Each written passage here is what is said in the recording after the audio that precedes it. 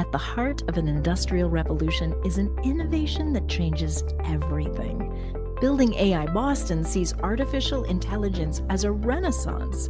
From the heart of innovation and the mecca of tech learning, we bring you AI for Real People, a conversation for everyone. Willonius Hatcher, aka King Willonius, is a modern Renaissance man whose work at the intersection of comedy, technology, and cultural storytelling has positioned him as one of the most exciting creators of our time, recognized by Time's top 100 most influential people in AI.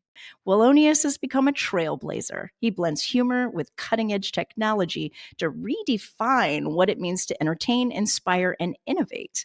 Hatcher's rise to prominence began with his viral hit BBL Drizzy, a hilarious AI-generated song that captivated millions and showcased his unique ability to merge pop culture with groundbreaking AI tools. His critically acclaimed comedy album, Unserious, produced by Grammy Award winner Omos Keith, solidified his reputation as a masterful creator who can fuse sharp wit with soulful melodies to push the boundaries of what comedy and music can achieve together. And today, we're breaking it all down with the king himself. Welcome to Babe. Hey, it's a pleasure to be here, and thank you for interviewing me. This is amazing.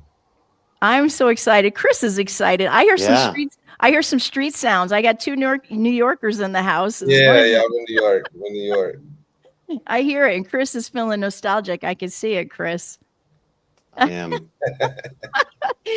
Hey, do you go by the king? Like, what do people call you in your it's interesting. Like sometimes when I travel, people like when I was in India, everybody was addressing me as king. I was like, oh, you can call me, it's Willonius or Will. Also Avocado Poppy. Avocado Poppy. That's been a nickname for a little while now. Call me avocado smoothies. I used to make avocado smoothies on Instagram a lot, and then kind of just put avocado poppy in my bio, and it just kind of stuck. Like amazing. Yeah. So. Oh, I like the king because when I was a little girl, this is totally gonna date me now. Okay, but when I was a little girl and my Nana Adele came in with the newspaper, said the king is dead, and I'm 7, right? But I'm like, why is she crying?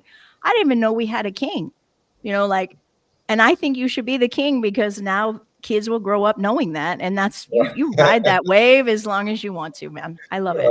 Right.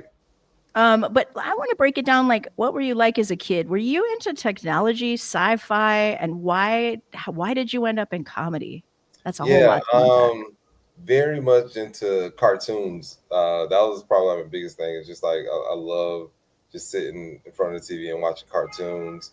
I had video games on like Nintendo, Sega, all the rest of them. But cartoons and comic books were like my main loves as a child. And then drawing. I used to draw a lot. Ninja Turtles was like my favorite thing to draw. I would just always draw Ninja Turtles. And then I made my first comic book when I was like 8 years old. Like I just grabbed a bunch of pages and just started drawing the comic book. It was about Batman, funny enough. Me and Chris was just talking about that, and it was I just had a love for cartoons and I guess storytelling at the time. Okay, so now we know how old you are because I grew up on Atari and Bugs Bunny, and Ninja Turtles was my brother's era. But Chris, I know you got something to say about that. He and I could literally spend the next 3 hours talking about comics and things like that, but I know that's not what we're here for. No. What I wanted to ask you about was, I've just recently discovered you. I mean, I'm a little bit behind the curve, but you're on Time Magazine's top 100 AI influencers. Yeah. What does that feel like for somebody that makes songs that which I'm gonna say my favorite, we can't talk about it on the air, but DEI Richard, amazing.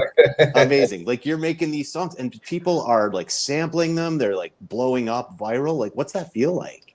It's really amazing, and it's just kind of, initially especially when BBL Drizzy happened, I was in LA, and it was so surreal, that you're just like, what's happening in life, and I remember I was at the comedy club, and I'm just like, I'm looking at my phone, just seeing all the reactions, and you're just like, what's happening? It's hard to just kind of put it into words or just like, be in that headspace. But very grateful though. I'm extremely Sure. grateful because, I've been in comedy for a really long time, and as a stand-up comedian, you just want to get, you sometimes that light at the end of the tunnel, it just seems so far away. So you're just figuring out like, how do I actually break through? Like, will I ever break through? Did I waste my Mhm. life pursuing this career?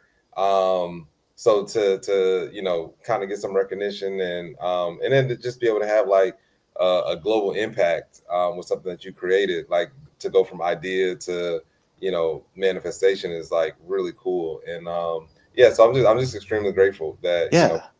people like the songs, and I'm able to make people laugh. I mean, it's amazing. I found at least a dozen remixes just in the short time that I looked. I mean, somebody used AI to have Michael Jackson singing BBL Drizzy. Yeah, Like that must be, when you watch that, just must step back and it must just feel surreal. yeah. I've seen people get married to it. I've saw none.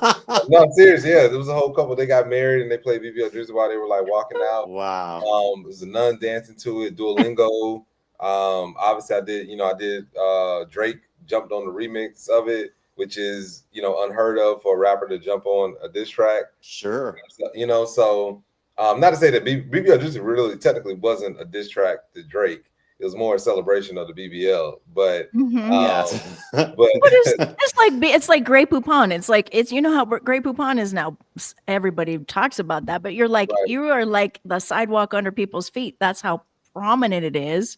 yeah, And yet as a comedian, it must be so fun that it links back to you, but you can sort of play it with it your own way. You can walk right, on to like Human X here in Las Vegas and people are like, oh, I think I've heard of that. But right.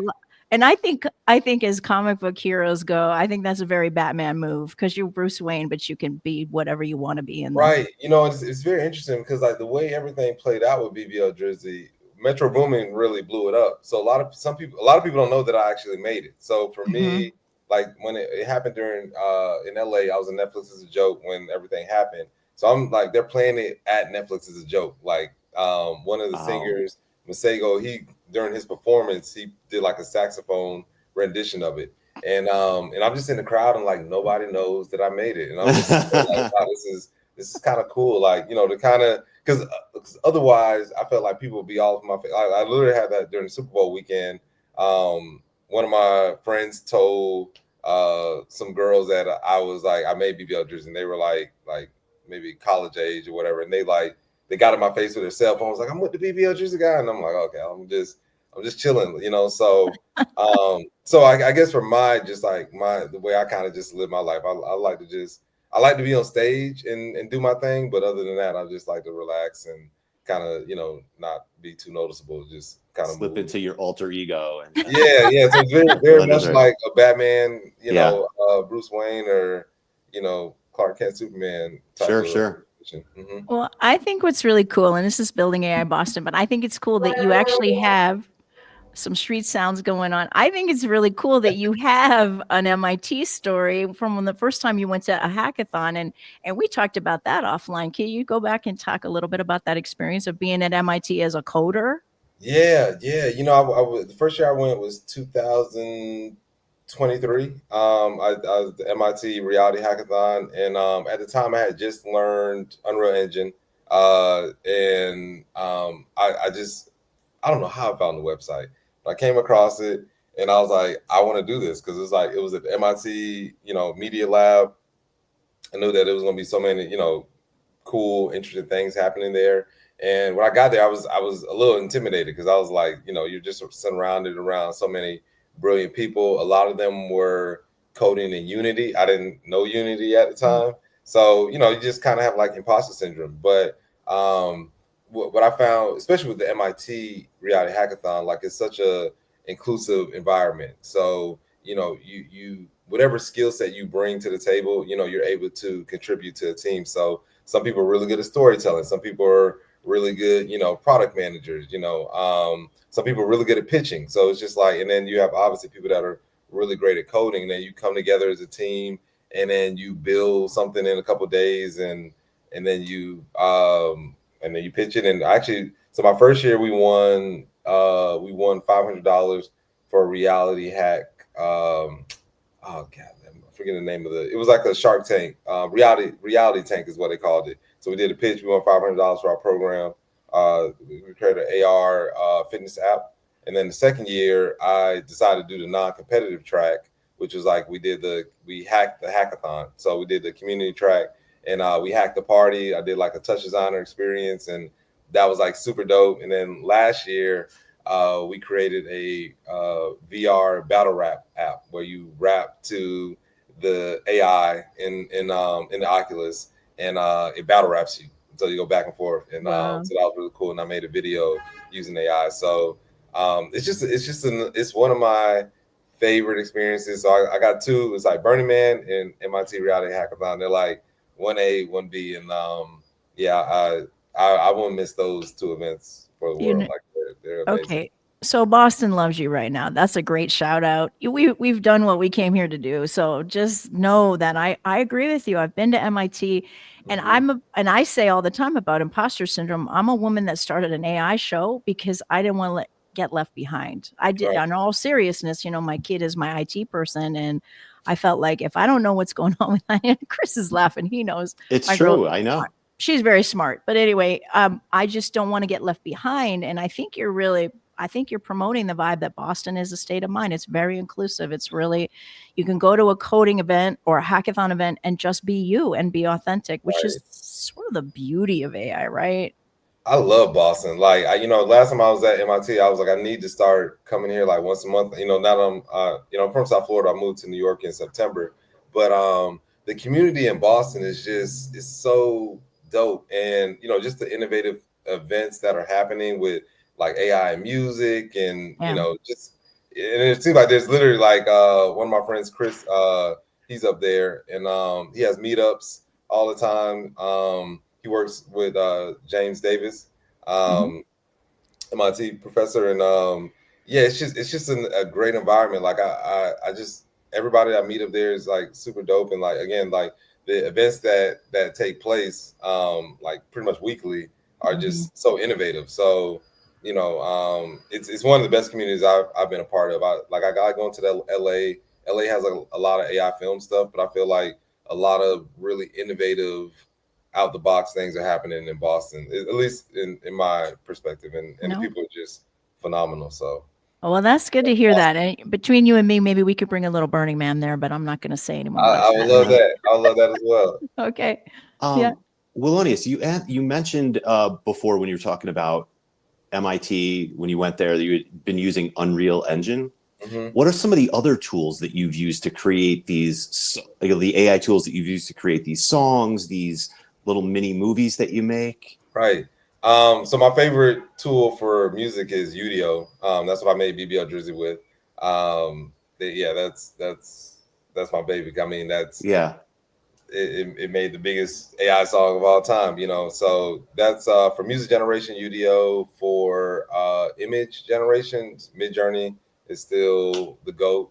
And then for video, I kind of waver because it seems like every week a new video model is coming out. Mm-hmm. So Runway VO2 is amazing by Google. Ray 2 by Luma Labs is phenomenal. Kling, I started out with Pika Labs. Pika Labs is actually really dope now too, but I don't use it as much. Sora is still really good. I'm part of their alpha group. Um, 11 Labs for voices, Yeah.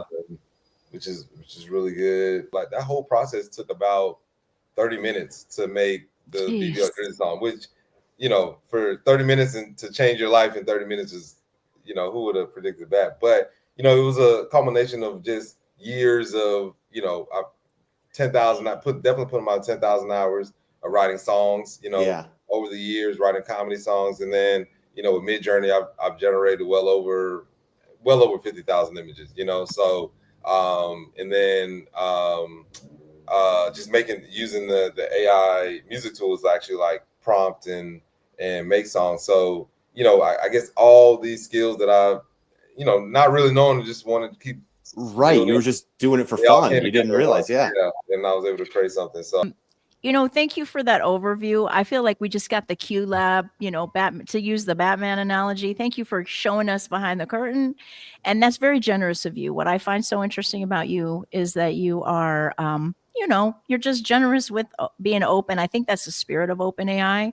And I think you and I chatted about this too. Like, well, when everybody catches up with these tools, I might not be doing it. I might be not be as cool. But I think something else I know about you is what they announced at HumanX is that you kind of have this word that you throw around, blurred, and Chris Yeah. knows what that is. But I do. I think you are a role model. So can you tell us why blurred is part of your brand and what it is? Yeah, so Blurred is Black Nerd. And it was interesting because like growing up, you kind of got teased for just reading comic books and just kind of nerd culture. And it was just something that as I got older I just embraced. And then you find community and other people that like the same things. Like it's interesting now because like now comic book culture is so cool. Like everybody wants they know about, they read comic books and they care about the Avengers and X-Men, but back in the day it wasn't as cool as it is now, so Amen. it didn't get beat up, but definitely just got picked on because it was just like, cousins and whatnot. It was like, oh man, you're a nerd, you doing all this and that. You should be playing sports. And I mean, I was still pretty athletic, but with a lot of these stories and comic books, you just get lost in those worlds, and they're just fun characters to dive in and learn more about. So yeah, they had a big impact on me, and actually like two of my daughters, like their middle names are named after comic book characters. So yeah, Oh, Chris is like, please I share, so but want to you know. don't have to. I know you need. I don't out my kid on this show. Yes, okay. And Chris, oh you're yeah, just no, Storm and Phoenix, yeah, Storm and oh, Phoenix. Okay. yeah, yeah, Aurora. yeah. Yeah, So there we no, go. just Storm. It's actually just Storm. Oh, just Storm. Storm. Oh, okay. Yeah. I like the name Storm, and then the other one. It's their middle names though. So Understood. yeah, one middle name is Storm. The other's middle name is Phoenix. Yeah. Amazing. Amazing. Chris is just a straight up nerd. I think I lean more geek than nerd, Anna, but yes, I am. Absolutely. I can't differentiate. I have nothing to say. I'm not going to embarrass myself this go around. But Game recognizes game. That's all I'm All going right. to say. it's all good. But that's a role model. I just want to point out that one of the things I like about you is I do think you're a role model, and I think that's something that you accept and probably want to play with in the future. Yeah. Right. Yeah. Absolutely. I mean, one thing I do try to think about and be mindful of is just wanting to have integrity around your art, and then just I think that you do have a responsibility if you are creating things or you are completely influential to do the right thing and try to lead people in the right direction. You know what I'm saying? So I try to be mindful as far as like even with the content, like not to be too explicit because like I just found out that my niece like watches like all my stuff, and I'm like, oh, so when I was younger in my 20s, I was like, I don't care. I'm just going out. Like I like to one just like have a message behind what I'm doing. So, but then not go too crazy just because if it's just my name on it. If I'm doing an alter ego or a character, whatever, then that's one thing. But I think integrity is really big, and yeah, and if you get chosen, if you're a role model, you're a role model, so there is, a sense of responsibility as Spider-Man would say. We're just gonna go there all day. That's all. Great All power day. comes with great responsibility. So, you have to be mindful of that, and try to be a really good human. I've been really on that tip for a long time. It's like, just be a good human to yourself and to other people. And I think if you do that and everybody kind of takes that stance, then the world in essence can be a much better place. So Absolutely. mhm. Yeah. Speaking of the world being a better place, you seem really optimistic. As far as AI goes, are there things that give you hope and things that give you pause about its development? Yeah. Let's start with the hope part. I think it in the short term, I think it really just empowers a lot of creators from the creative side. Like, you've seen what it's done for my life, and just, if you don't have necessarily the means or the resources or maybe the money, like you can use these AI tools to storytell, to create music. I mean, there's so many people that journal or just write poems that now can create songs based off of these poems I wrote. And it's not to have a billboard hit. It's just like I just want to play music while I Right. clean the house, or I want to entertain guests and I want to create this really great jazz playlist when my guests come over. Or, I really love art, so I'm gonna create a bunch of art images and I'm gonna decorate my own house with art that I made. Right. So I think that's really cool and exciting. And then just from the medical standpoint, like, I'm sure that we'll probably be able to start detecting, illnesses or maybe curing certain illnesses, in the very near future. So I think there's a lot of like real world possibilities that are going to be very helpful. I mean, my dad works in construction, and I've helped them implement certain things with AI in their business, and that's made them more productive, more efficient. So they're saving time and they're saving money. Um, the yin to the yang, because there's always, Mm-hmm. that's what life is. Obviously in we're going to see, some jobs be lost because of AI.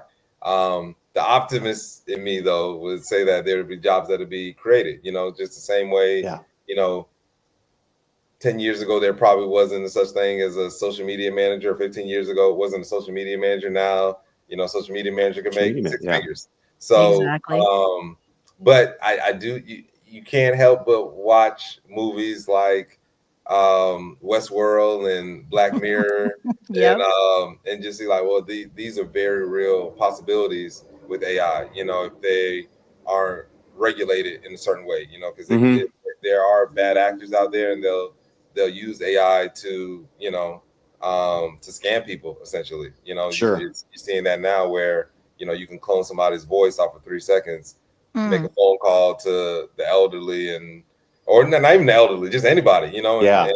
and they think that, hey, mom, send me $1,000 because I need money for, um I think that we'll have to find ways to get around that, just so that people, aren't losing their livelihoods because of, bad actors using AI in a negative way. So um Mm.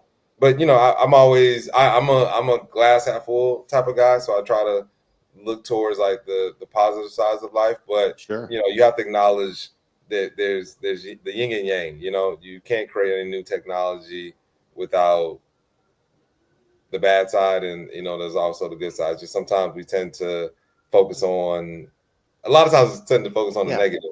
And I But think that you nailed it when you said bad actors. It's a Mhm. tool. So it's Right. going to be how people use it. Absolutely. Yeah. Absolutely. Oh, but I know Chris and I can relate. We're both writers, and entertainers. And so it's been, I remember when Chris, when you and I were working together and I heard, well, Chat GPT can do your job. And I was like, I got really For the upset. record, I didn't say that to you. No, I know you didn't.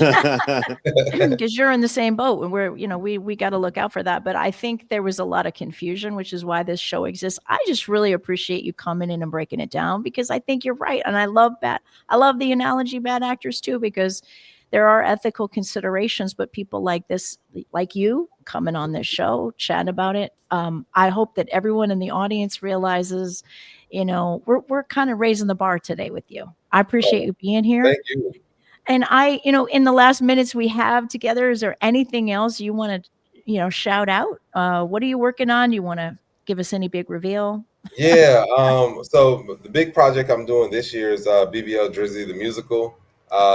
Yeah. So that that's happening in December at Art Basel. So Oh, it's awesome. a planetarium dome experience, Nice. and the narrative. So I love going to dome experiences, and one of the things I've always wanted to do is like I would love to storytell within a planetarium. So got the opportunity working with Filmgate and this my company down in Miami, and so we're like trying to do something really groundbreaking, because if you go to a lot of planetarium shows, it's a lot of times it's a lot of like visuals and like moving images and whatnot. So we really want to tell like a full story with actors and do that. So it's a challenge, but it's something that it's a challenge I think we can accomplish, or we're going to accomplish. So that's happening in December, and then just constantly putting out music. So I put out music. I've been challenging myself to put out pretty much like an album every couple months. So I've just work on that, and then yeah, and then stand up. I got a show coming up. I don't know when this is coming out, but one in April. It's a solo one-man show in New York at the Pit, and then love the Pit. Yeah, great venue. Yeah, so I'm doing my one-man show there. It's called How This BBL Changed My Life, and or How a BBL Changed My Life, and then I'll be touring in the fall. Well, if you find your way out Denver way, give me a I shout. love Denver. Absolutely, I'll definitely be out there. Yeah. Oh, come on, Chris. We're going to get plane tickets. I'm going to be at Art Basel this year. So there's a lot of connect up that way. Okay. And, So yeah, so we'll connect. I'll make sure we have front row seats to the show. That's awesome. Thank you, friend. Thank you so much. Thank you. And I love Boston. You know, I can't say enough great things about Boston. So great. Thank you for having me on here. I appreciate it. Yeah, thanks so much for coming on. I had a blast talking with you. You lucky people out there in the audience, please like and subscribe to be listening up for the future of whatever comes next with Willonius and our collabs. And we really appreciate you, man. Again, thank you so much for being here. Thank you. I appreciate it. Yeah, thanks.